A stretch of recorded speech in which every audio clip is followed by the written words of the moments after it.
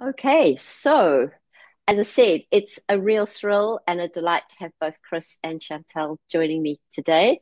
These amazing women are both experts in their field, international experts in the field of menopause, and of course in the pelvic floor. So I've got some introductions for both of you, and I'll start off with Chantal. We have a long history together. I have worked with Chantal. I was going back, Chantal, it's now like nearly 12, 13 years we've done work together. So Chantal is a very successful both academic and physiotherapist. She completed a bachelor in physio at McGill University and a master's in biomechanical science and a doctorate in biomechanical science back in 2004 at the University of Montreal. She is based at the University of Montreal, so is tuning in from Canada with us today. She is a leading specialist in pelvic female health. She's a professor and program director of the postgraduate pelvic floor rehabilitation program in the Faculty of Medicine's School of Rehabilitation at the University of Montreal. She's a researcher and laboratory director of the Women's Health and Aging Lab at the Research Center and an associated researcher at the Research Center. Oh, that's the same. She's also a practicing physiotherapist, a leading member of the International Continence Society, and Cochrane and World Health Organization collaborator. I think the most important thing, though, is that her research really aims to better understand female pelvic floor muscle function and dysfunction and improve prevention and treatment. So, really, what her focus is, I think, and correct me if I'm wrong, is identifying women most likely to benefit from conservative treatments, pelvic floor muscle rehabilitation as being one of them. She's an expert in how we actually assess that. And of course, her research is very much based on science and evidence. So we're thrilled to have you with us, Chantal. Thank you so much for taking the time. I've worked with you, Chris, too, not perhaps quite as long, but in awe of what you've managed to achieve so far. And I'm very proud to know both of you. So for Chris, you trained in the Netherlands, for those of you that don't know, as a musculoskeletal and pelvic health physiotherapist, and worked at the teaching hospital in London. You've done clinical research with a team through Brunel University, have gained a master's degree in research methods through King's College, and have founded the White Hart Clinic in Barnes, which is a lovely clinic. I've been to visit you. It's a multidisciplinary practice that offers musculoskeletal, pelvic health, psychological, and medical services. But most importantly, you are one of the co-founders of the Menopause movement, and I think we have many members with us here today, an online certified training community platform for health and fitness professionals. So the movement's created a community and training platform for the fitness and health world to confidently treat and train women into the menopause. And also, amazingly, you love everything about movement. You continue to compete as an age group athlete for the British Triathlon, representing Britain. Woohoo! And your drive is supporting women and enjoying movement and staying strong. Stepping out of your comfort zone, she has registered for an Ironman in August 25. Wow. So congratulations. That's idea. So we're very, as I say, very delighted to have you with us. So let's get started. It's a big topic that we've got to talk about, and I'm sure of a lot of interest to many of you. So perhaps we know that menopause is very complex. There are many contributing factors to the symptoms of menopause, but we're going to try and stay a wee bit focused. I will need to stay on track. I tend to do this. But perhaps if we could start with you, Chantal, and if you could give us sort of a brief explanation of the impact that the menopause has on the pelvic floor muscles in particular, and maybe talk about the hormonal influences, how they impact on muscle mass, function, and then perhaps you can, even if you want to, you can put something up in the chat from your paper. So over to you. Thank you, Jenny. Yes, I think you're right. Menopause is very complex. And the impact of menopause on the pelvic floor cannot be separated from the impact of aging because most of the women who will have their menopause will be aged between 45 to 60 years old. So, and it's very difficult to know what comes from what. So, making it even more complicated. But we know that estrogen deficiencies will affect all tissues of the pelvic floor because there's estrogen receptors in those tissues. So the perineum, the vulva, the vagina, and the urethra will be affected. There's going to be reduced secretion, reduced lubrication, less vascularity, and less tissue elasticity.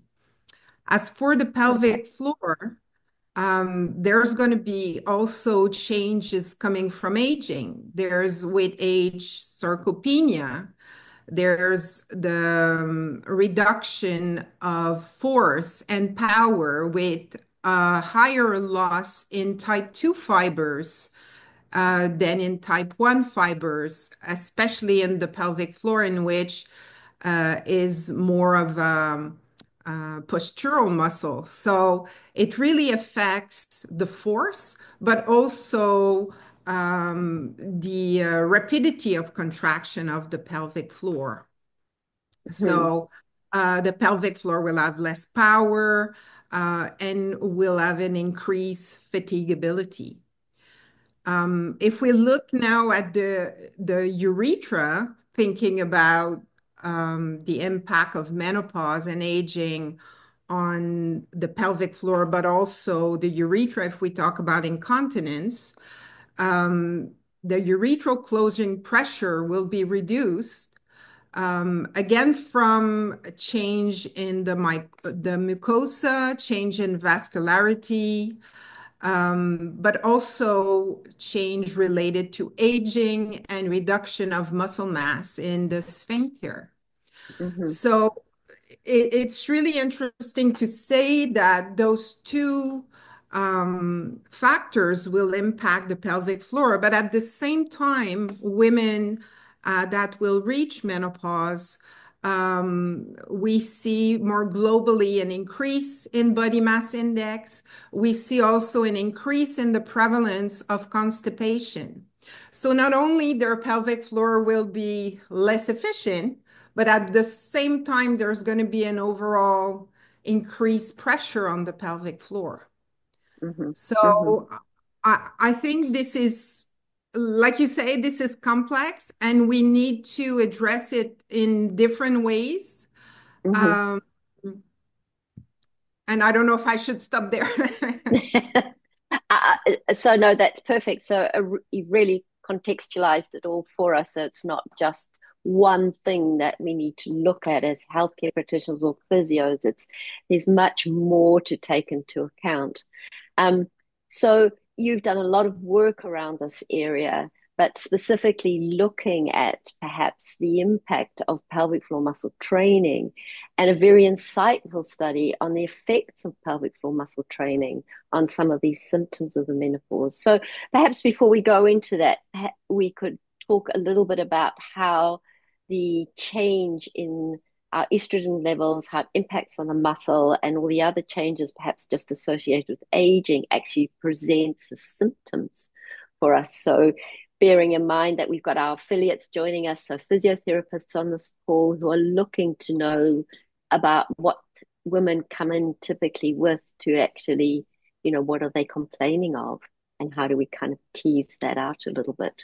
So, perhaps you could just have a bit of a talk to that and give us a sense of what we should be looking for as practitioners when people come in um, complaining of what?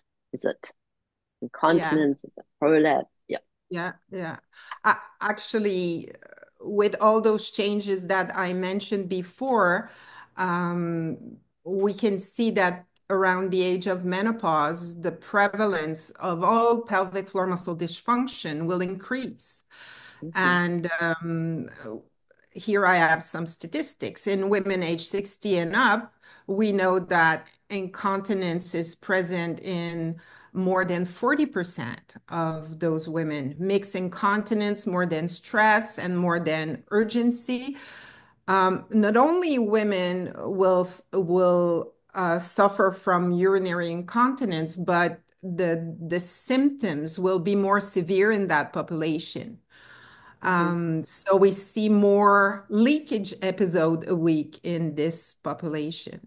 As for Mm-hmm. prolapse, again, because of those changes in the pelvic floor, but also globally, constipation, as I said, and the body mass index, and especially if we talk about abdominal fat, so pressure on the pelvic floor, there's 36% and more, depending on the statistics, the studies of women who will have prolapse symptoms. Mm-hmm. Um, Something that is very special in that population is the genitourinary syndrome of menopause.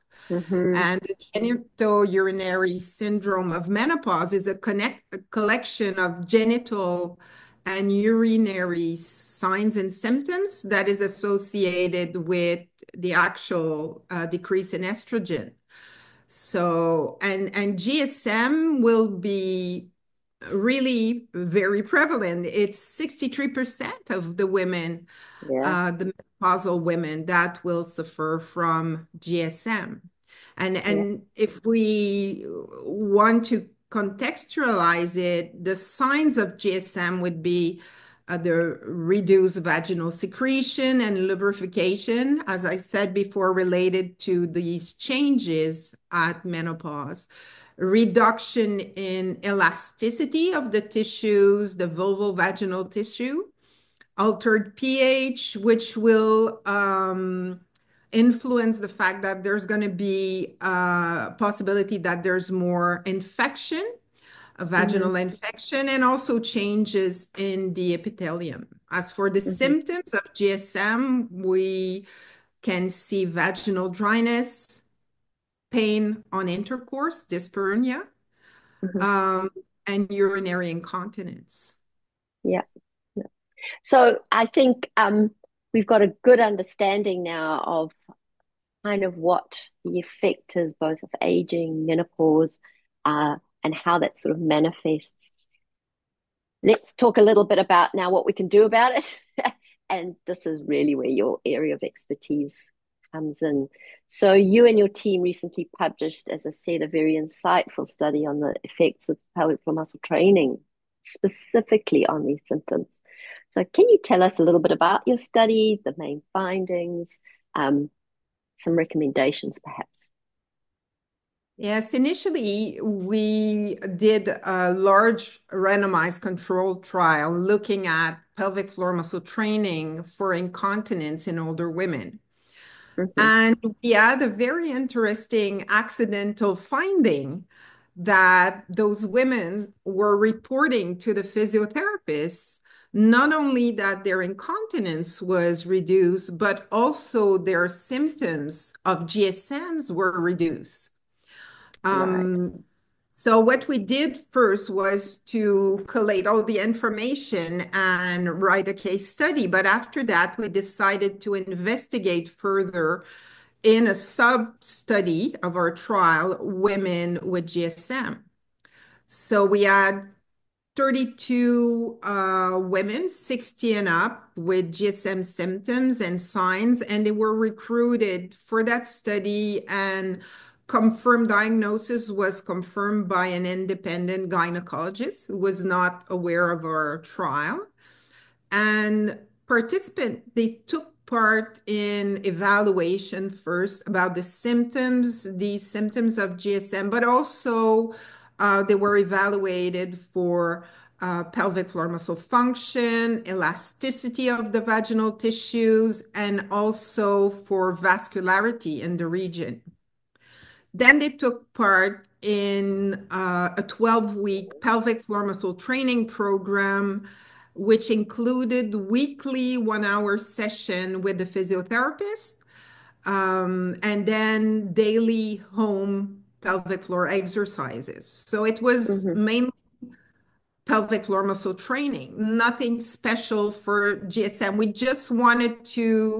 We didn't really focus on that problem. We might have done it a little bit differently, Hmm. but just wanted to confirm that what we had seen in our case studies. So we had two of those women who dropped out because of time constraint, and for the other one, um, 20 on 29 on 30 women were still active sexually. So even if they had pain on intercourse, they had dryness, they were still wanting to be active. And 12 of them were having treatment for GSM. So it means that even if you have hormonal treatment, it is possible for those women to still have some signs and symptoms of Symptoms. GSM. And Okay. Yep. that's why, other treatment might be needed. After the pelvic floor muscle training program, the severity of the GSM symptoms decreased significantly. And this was measured by three standardized questionnaire of both the most bothersome symptom, the vaginal health assessment questionnaire, and atrophy symptom questionnaire. In total, 76% of the women had significant improvement in their symptoms, and 0% had increased in their symptoms, which is reassuring. We Mm. also found a reduction of the impact of GSM on their quality of life and on their sexual function. Then Fantastic. yeah, we were quite happy. It was, like I said, just accidental finding. Yeah. Um, then we looked at how it would work because we were quite impressed with those results. So, if you remember, I said at the beginning that we looked at pelvic floor function, vascularity, and tissue elasticity. And we found using dynamometry and digital palpation that there was an improvement in pelvic floor function. But this is, we would have expected that because we were training the pelvic floor. The So there muscle. was Yeah, sure. increased strength. There was changes in the function of the pelvic floor, not only in terms of strength, but the women were more synchronized. They were more able to contract and more able to relax, which I Relax. think could have been part of the reason why it improved. Also, we saw an improved vascularity, and this was evaluated with Doppler ultrasound at the level of the pudendal artery and also at the level of the clitoral artery. So all the way from the back to the front of the pelvic floor. And this is quite exciting because not only after contraction, we saw there was more vascularity, but also at rest. After those 12 weeks of treatment at rest, there was a change on resting vascularity in that region, just doing those exercise. Yeah. Yeah. And Finally, that makes sense, doesn't it? Doesn't it just, and I think, Chris, you could even hop in here. This is exactly what you were expecting with your exercise. You get this increase in vascularity, and it manifests both in other bigger muscles, but the pelvic floor, it's just so wonderful that it's spread out, and we can see these changes in and positive changes for GSM as well as pelvic floor function. Sorry, I butted in there. Carry on, Chantel. What else did you find at the end? I just wanted to say one other finding that was really interesting was the elasticity. We also measured the elasticity of the tissue with dynamometry again, our instrument that we have in Montreal. And we were able to see that there was more elasticity in the tissue, the opening, the introitus, the opening of the vagina was larger. And is it because we mobilized by doing the exercise, there was mobilization of the tissue and that helped increase the elasticity because we didn't do any stretching, we didn't do anything else. But I Hmm. think that it's quite interesting to see that we know that by doing pelvic floor exercise, we improve strength, we improve function. But now to see that we also have an impact on vascularity, which makes sense, but Hmm. also on elasticity is quite interesting, especially in that population. Yeah, fantastic. Wonderful results. Did you want to comment at all, Chris? Do you jump in here? Oops, you're Oh, on mute. Mike. That's right. I better unmute. And Chantal has shown so beautifully in terms of the pelvic floor that at any age you can still make muscle changes. Yeah, and of course I've got lots to say about what that means for general lean muscle mass as well. And of course, the pelvic floor is just another major muscle group and behaves in a Absolutely. similar way in that way. And I think that's, as therapists, it's so important to make every contact count and never forget about the pelvic floor. I'm just very Yeah. happy, Chantal, you're doing this research in a work that actually very few physios are doing Mhm. Yeah. such work Yeah. this at this stage. Okay. So before we move on, really to talk more broadly about exercise, just going back, Chantal, to your research predominantly in older women, we often make some assumptions about older women, which maybe we shouldn't. And some people feel, as older women, that pelvic floor muscle training is not going to be effective for them. Um, for many reasons, for many reasons. But you've already summarized it beautifully how pelvic floor muscle training, we know the evidence tells us that this can make a big difference, and it can make a difference in this population. But can you talk to us a little bit so we get a sense of what your experience is with this older population group during your trials, and just give us what the evidence really tells us? You've worked now with many women in the older age group, way beyond 65. Mhm. Even I worked with you, but with women older Mhm. than that. Uh, so just talk to that a little bit about how these predominantly older women actually engage with this idea of pelvic floor muscle training. I, I think it's quite important um, to know that because a lot of women think that they're too old for Mm, doing exercise. A lot of professionals are thinking the same way. And I think also the protection diapers company are trying to influence us in thinking that way too. And it's a big stigma for older women because having those pelvic floor dysfunction is related to being really old for them. And mm, it has a really big impact on health because those women, if they have incontinence, if they have important GSM signs and symptoms, if they have prolapse, they might stop doing exercise.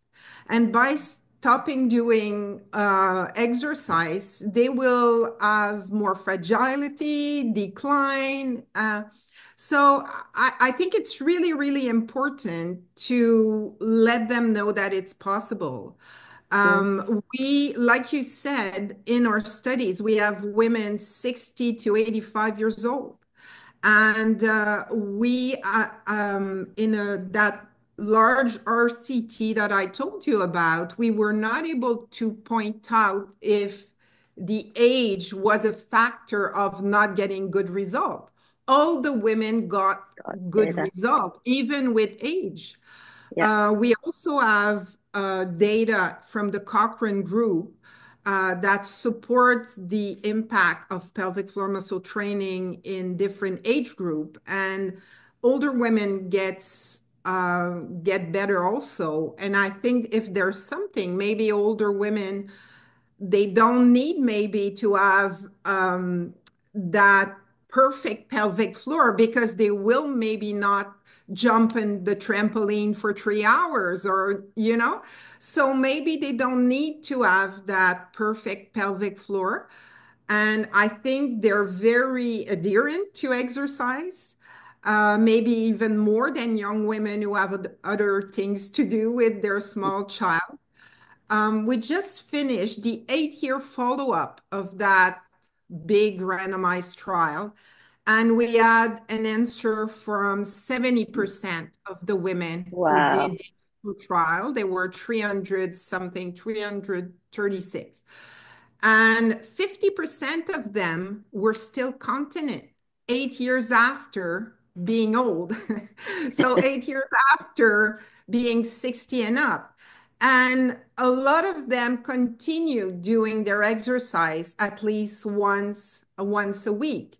And I think this is the message that we want to give to older women, that it's Mm, really important to exercise, not only the pelvic floor. And I think you're going to talk more yeah. about this, Chris. But I really think that we need to say that it's not true that because you're old, it's too late. Yeah, thank you. Brilliant. Well said. And probably a good place to bring you in, Chris, is Absolutely. I know you're a firm advocate for exercise in general, but particularly for older women and women um, going through menopause. So let's start off first. If you could tell us a little bit about your menopause movement, why you set it up, a little bit how courses you offer, how it runs, and how you use an evidence-based approach for your courses. Sure. And I'd love, when Chantal was just talking, I'm thinking of a 96-year-old I'm treating at the moment. And she is not very mobile, so she can only go out on a mobility scooter. But she was having major leaks and it was really stopping her. And she was diagnosed with GSM, which is no big surprise as a 96-year-old, with a topical local vaginal estrogen. And she was so compliant with her Mm. pelvic floor training. She now Mm-hmm. happily goes out on a mobility scooter, and that's a 96-year-old who's got very poor mobility, but has achieved exactly what's really important to her. And I couldn't Yeah. agree with you more, Chantal, that actually her compliance and adherence to the exercise was just phenomenal. so, so she was an absolute delight to work with. But thanks, Jenny, for asking about menopause movement, and you've already explained it so well. And our aim is very much about offering no nonsense, practical, evidence based advice, because I think at the moment, especially in the UK, menopause is very popularized, which is great, but it also means that there are a lot of influencers out there who've got big amplified voices.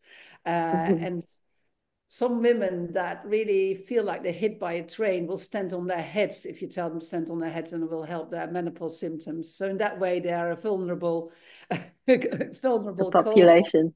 Yeah. Yeah. Absolutely. That's so our menopause movement, like you explained, Jenny, is an online training platform and a community. And we have a gynecologist on board, a dietitian, an exercise physiologist, nutritionist, and a psychologist. So it's very much a multifactorial look at the menopause, because obviously the experience of all women are so different. And I think as a pelvic health physio, I've been in clinical practice for so long now that I realize we have to get our messages outside the four walls of our treatment rooms. It's just not good Mm-hmm. enough if we do one-to-one one-to-one advice. So, and a big part of that is aiming to bridge the gap between health and fitness worlds, that we all have similar messages and that we all confidently can treat and train women into the exercise to continue to move. And what Chantal was saying as well, obviously it's great if we want women to move, but if they leak, that really is a huge barrier for a Yeah. lot of women. And if the fitness professionals have got a language and a script around how to ask those questions, because most women don't end up with a pelvic health physio, but a lot of women do end up in the fitness world with a Pilates teachers or a running coach or their swim instructor or whoever it is. So far we've exciting put programs together with everyone that treats and trains women into the menopause, ranging from national leisure centres to the YMCA, the Minister of Defence, and also a lovely broad range of practitioners, pelvic health physios, MSK physios. And that's exactly really where we where we wanted to be. And actually the majority of our members, which we were pleasantly surprised about, we thought we'd be mainly health, but the majority of our members are fitness professionals. So hopefully we are Wonderful. bridging that gap. And I do think that it's really important that we do get the correct messages out there. As you said, a lot of voices now in the space, and I think we need to keep our moral compass straight and just really rely on the evidence, what we know really does work, and keep that message true. I think, but at the same time, recognizing that there's just not enough pelvic floor muscle physios to go around. Not everybody will go to a pelvic floor muscle physio or other healthcare professionals. So you've mentioned that you do have a lot of sort of Pilates instructors, yoga instructors, other people within the wellness fitness industry, and I'm sure some just who are really genuinely interested in this topic. With your courses, can you talk us through a little bit about how you talk about pelvic floor specifically within the framework of Pilates or yoga or any of these other exercise or yeah, okay. Do you mind, Jenny, if I broaden that a little bit? Because I yeah always so want the pelvic floor muscles to be like another major major muscle yeah group. yeah And you when we go start ahead. to load and looking for adaptation, that we sort of think about all the other muscle groups as well, and that we make every contact count, even as pelvic health physios, that we make sure that all the other major muscle groups are taken into account as well. If it's okay, well, I'd love to start with this our menopause vision, and it's a lady I met. She's called Peggy, and she lost being the star of the show, so I use her real name. And she's a GB triathlon age group medal winner. Every time that there is a world championship, she's on the podium, and she's in the 80 to 84 age group. And last time, because we all always end up in the same pen, all the over 50s waiting for the start. And I was watching her in front of me in her tri-suit, and it just really struck me that she still had a bum in her trousers.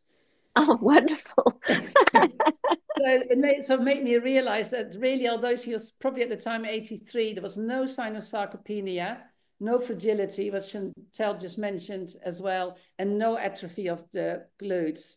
And I think for all of us, especially our therapists that are here tonight, it's so recognizable to see a fragile old lady with no bum in her trousers behind a Zimmer frame. And I think the sad thing is that it is still societal acceptance that that's okay. And we'd like to change that because it's not okay. So it's very much about aging is inevitable, but fragility is not. And how, as therapists and fitness professionals, can we make every contact count to put that message across? And that obviously, that's the vision, to support women to maintain bouncy and responsive muscles and bones for all major muscle groups, including the pelvic Including floor. pelvic floor. And in our course, we do have a module on also how to teach pelvic floor muscle exercise in a group setting. And I know, Chantal, you've done some work into this as well, because obviously, again, most of the women will end up in the fitness industry. And we very much teach it around bouncy, responsive muscles. And I think a lot of that can be done in a group setting as well. But at the same time, then also with a very important message, if women do a squeezy app, like a pelvic floor muscle app training, that's all great, or group exercise. And if they don't get better, don't give up, then seek help. It's almost like a triage. So it's not, I've done my pelvic floor muscles and it didn't work for me. So, you know, I'm a lost, I'm a lost cause now. Then they really need a proper assessment and probably some more specific work doing. And obviously we know what Chantal already talked about as well, is that estrogen really matters for lean muscle mass. So it stimulates those heavy chain reactions to get really strong muscle contractions, and that counts for the pelvic floor as well.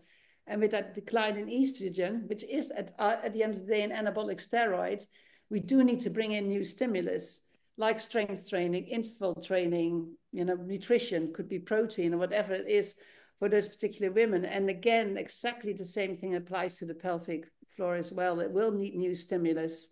And so Mm. there is Mm. new adaptation to training Mm. as well. But what we always, and actually I listened to a lovely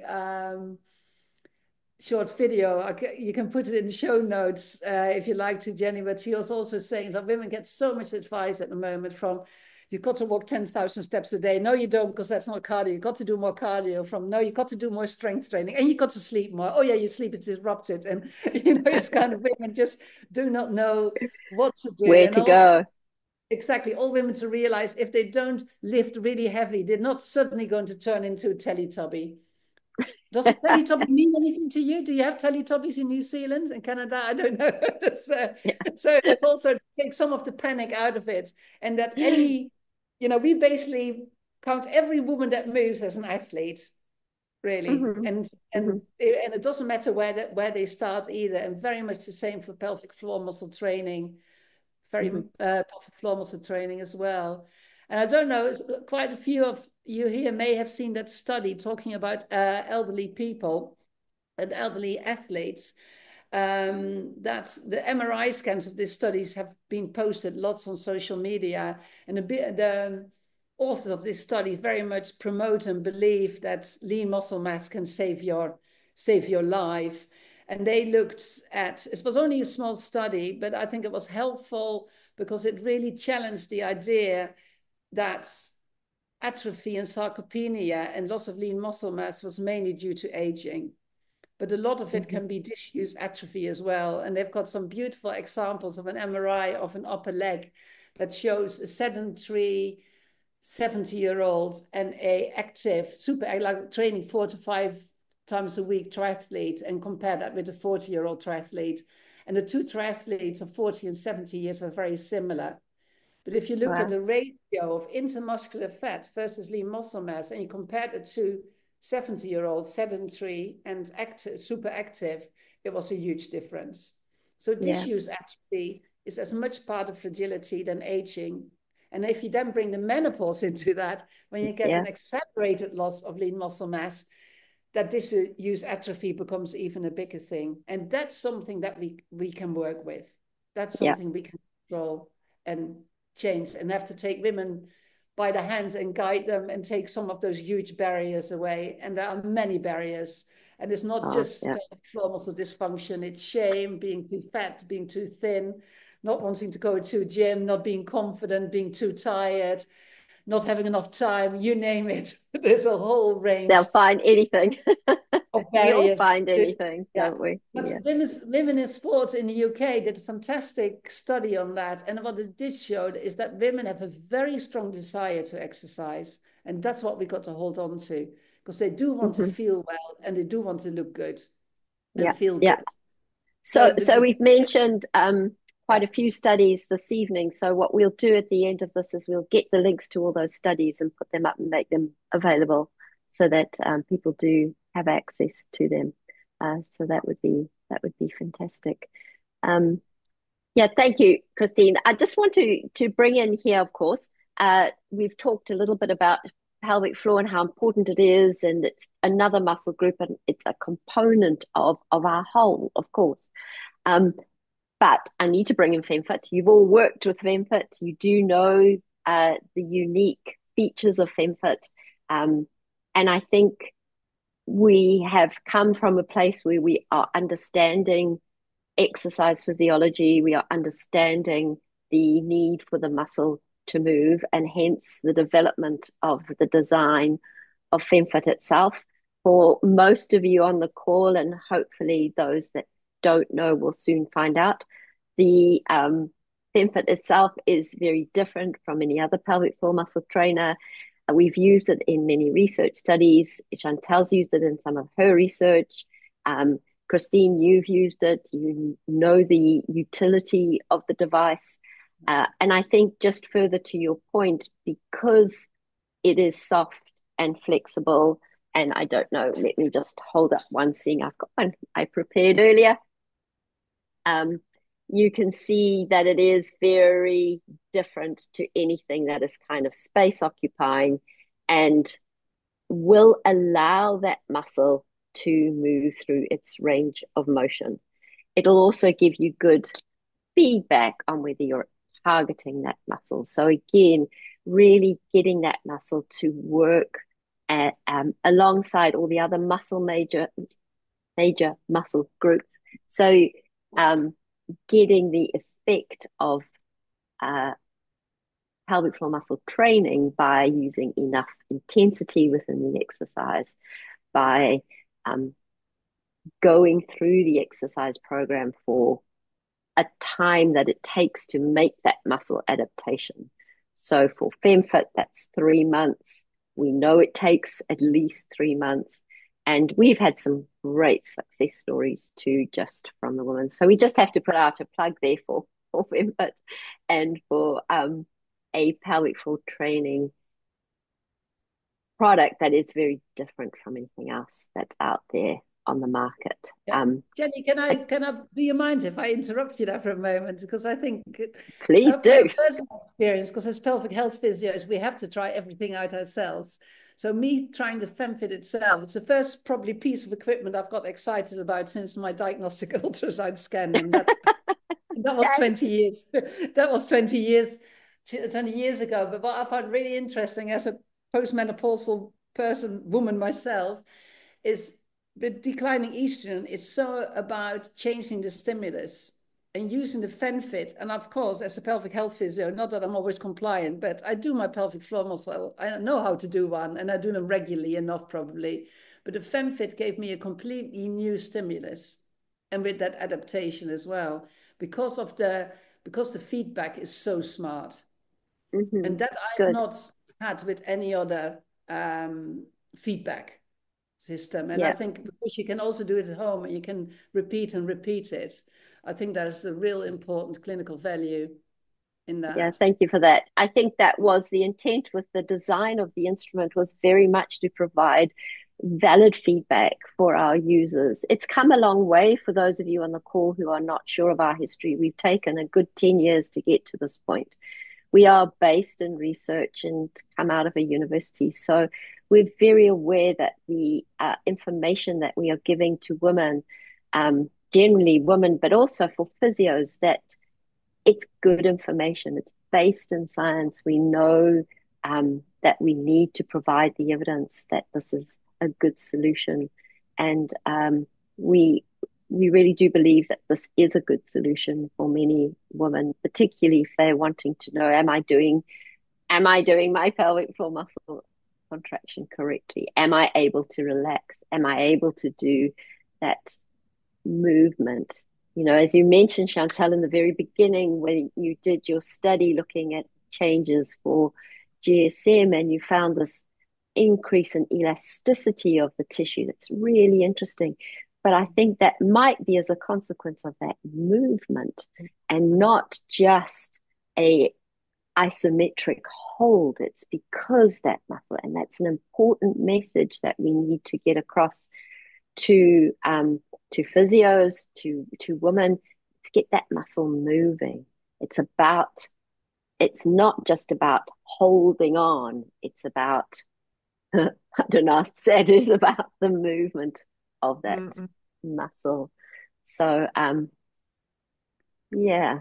So we've got a little bit of time left now. I think, first of all, Chantal, I'm going to ask you if you want to contribute anything right now before I open it up for questions, whether there's anything else you would like to say. Yeah, I can. Can you hear me now? Yes. Mhm. Okay. Yeah, I can just add that, especially with what I was saying before, I think um, if you're going to be helping older women with incontinence, I think something like the FemFit, which you said is small, not a probe, because sometimes when they have a probe in, they won't do their exercise because um, it's too sensitive, it's too big for them. So having something soft, something small, I think is great. And I have experienced it with my women, my research participant, and they appreciated the fact that it was not big and bulky and Also, the other thing is that it's a fact that not all women, as Chris was saying, will go to pelvic floor physiotherapist. However, the problem with the pelvic floor is it's a hidden muscle. And we know from the literature that if you tell a woman to do a pelvic floor contraction, 40% of them will do a Valsalva. And you Mm-hmm. certainly don't want people training doing Valsalva every day. Yeah, So using a biofeedback unit like that will help the women know if she's doing the right type of contraction. A little bit like Chris was saying, I think getting a stimulus of what is right and what is not will help the women train more effectively and there have good results. yeah, yeah. Thank you for that. Okay, so I will hand over now to Jennifer, who is helping us with any questions that have popped up in the chat. If you would like to ask a question, we can take you off mute and put your video on.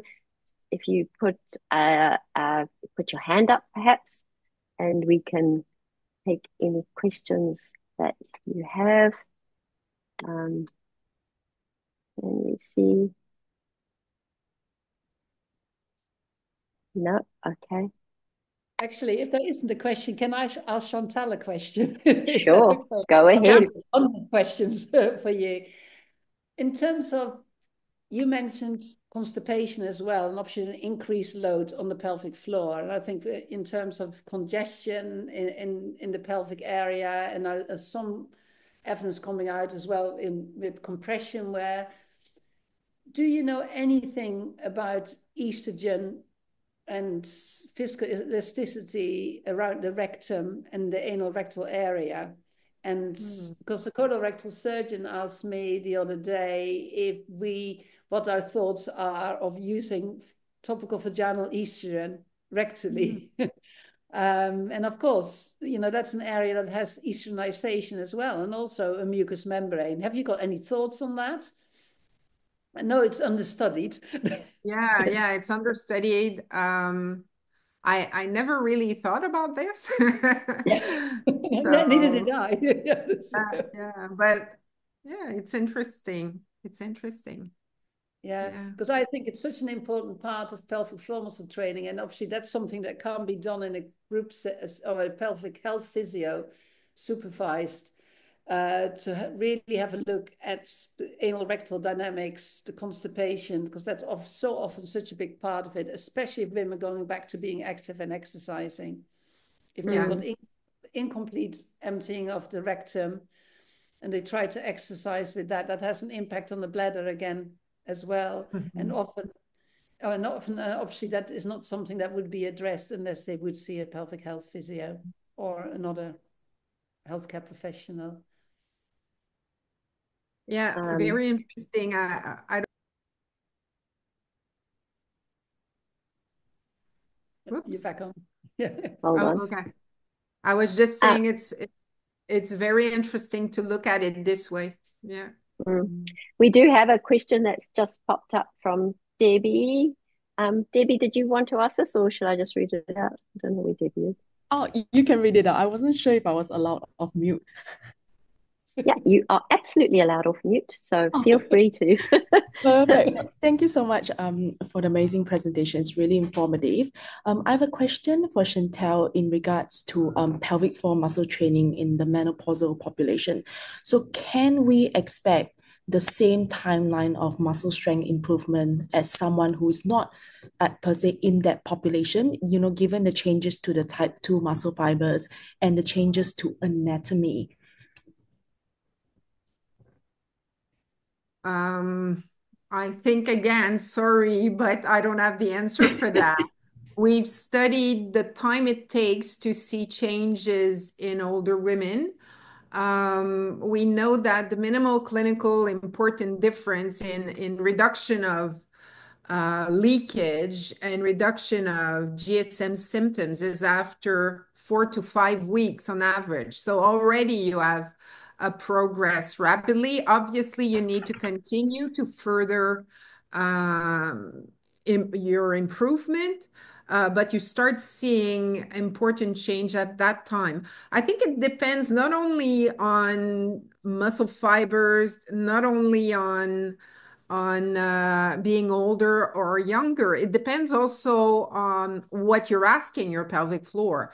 Like I was saying before, if you're 85 years old and you just want to be able to walk around and do a nice walk without having leakage, it's not the same thing that you're asking your pelvic floor function than if you want to do a triathlon or if you want to do uh, jumping on the trampoline. So I think there's many factors, and I'm not sure it's that simple to answer. No, fair enough. I think it's good to have a little bit of a timeline, especially when they say, "Oh, how long is this going to take to get Yeah. better?" And we often look at the pelvic floor muscle, which doesn't have the same demands as like a quad muscle or something else, and has vastly different functions. Yeah, not perfect. Thank you so much. Chantal, would you think it also depends if they, especially if there are also associated DSM symptoms, if they are using topical local estrogen? Is this something you looked at all in terms of improvement? Yeah, we have in that study, we had some women on the topical estrogen and some women not. And actually, but this was a very small group because overall we had 32, and we didn't see difference in the progression between both groups. But this would be a very interesting question with a larger group of women. Yeah. And of course, it's very difficult for us to look at aging separate from menopause Yeah. because those two things always go together. So we can't have a control group that only does menopause and a control group that only does aging. So, that way, you know, apart from men, but men pelvic floors are very different from women's again. So it's very hard different. to get a control group in that. We do have some special offers for you all that have stuck with us for the time of the webinar. So Jennifer's going to put up now a QR code that you can scan. And I don't know, Chris, if you want to talk to your menopause MOT. We've also got, for those of you on the call and anybody who wants to, for the next 14 days, a special discount for FemFit. So there you go. If you can scan that QR code. So the MOT, do you mind if I tell a little bit more about that? Go ahead. Yeah, great. So we, at the moment, our training and community platform has got a core course and an advanced course, and we're going to launch a menopause MOT for the non-UK residents. You might not know what MOT was. I do remember working with a Australian physio who thought that is something she medically should know. But really what MOT is, and I almost didn't dare to ask for fear of looking for fear of looking stupid.